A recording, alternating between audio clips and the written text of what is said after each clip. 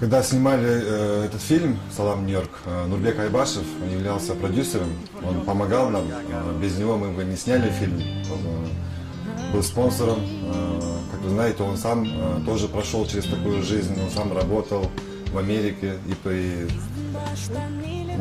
Что хотел сказать, просто я являюсь тоже главным актером, и такую жизнь я тоже увидел, да? До фильма я тоже работал там, я тоже в Америку поехал, там, я думал, там заработаю миллионы, там, за год куплю себе квартиру, там, машину, ну, поехал, но надо работать, оказывается, там доллары на деревьях не растут, да?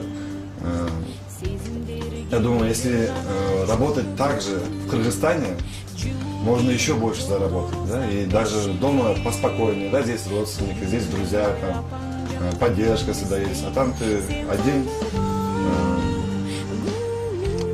Я вот остался вначале на улице, да, и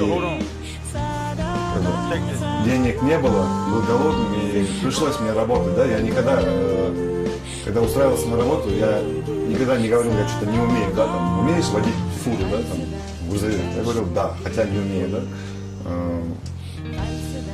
Если вот работать так же, стремиться, да, ничего не бояться, ставить цели просто и добиваться, да, и можно в Кыргызстане подняться, так что вот, я не советую просто так, тупо выезжать куда-то, да.